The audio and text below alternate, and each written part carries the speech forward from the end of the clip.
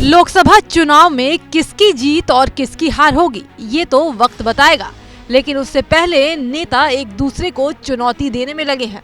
अब सपा मुखिया को उनके ही गढ़ में ललकारा जा रहा है तो वो भला कैसे जाने देते। उन्होंने राज्य मंत्री असीम अरुण को दो टूक जवाब दे दिया। कन्नौज अपने घर में भी घोषणा करनी पड़ेगी। तो जहाँ तक कन्नौज का सवाल है, कन्नौज की जनता समाजवादियों को सबसे ऐतिहासिक वोटों से इस बार जिताई।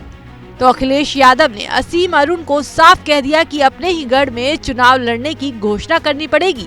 साथ ही उन्होंने ये दावा किया कि कन्नौज की जनता सपा को रिकॉर्ड मतों से लोकसभा चुनाव में जिताएगी। इस दौरान सपा मुखिया ने जुबानी तीर छोड़ते हुए बीजेपी वालों को बिजली चोर तक बता दिया। आप खुद सुनिए। सवाल ये है कि बीजेपी के लोग कोई काम नहीं कर पाए।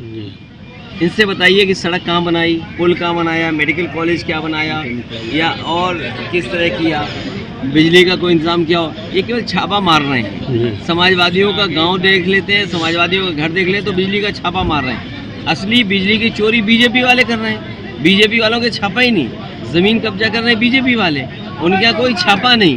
पुलिस छापा मार रही कि समाजवादी पार्टी का कौन है। अब चलिए आपको असीम अरुण का वो बयान सुनाते हैं जिसमें उन्होंने सपा अध्यक्ष को चुनौती देते हुए कहा था कि दम है तो कन्नौज से चुनाव लड़कर दिखाएं।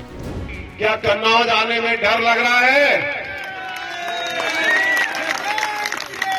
अगर कन्नौज आने में डर लग रहा है तो फिर हम लोग ये लड़ाई जीत चुके हैं। अखिलेश जी, आपको मैं चुनौती देता हूं, कहीं और मत जाइएगा, यही कन्नौज से चुनाव लड़िएगा। 4 लाख से कम अगर हमने हराया तो बताइएगा। ऐसे हमारे सुब्रत पाठक जी, ऐसे हमारी भारतीय जनता पार्टी, ऐसे हमारे प्रधानमंत्री मोदी जी, हमारे मुख्यमंत्री योगी जी, उनके नेतृत्व में हम चुनाव लड़ रहे हैं और एक बहुत बड़े चुनाव की ओर हम आगे बढ़ रहे हैं। हमें बहुत बड़ी जीत की पूरी आशा है। चुनाव में कभी हम बड़ी बात नहीं करते। कन्नौज पहुंचे सपा मुखिया अखिलेश यादव ने योगी सरकार के मंत्री पर न सिर्फ पलटवार किया बल्कि ये भी साफ कर दिया कि वो सपा के किले से ही चुनावी ताल ठोकेंगे और जीत भी उनकी ही होगी, वो भी ऐतिहासिक।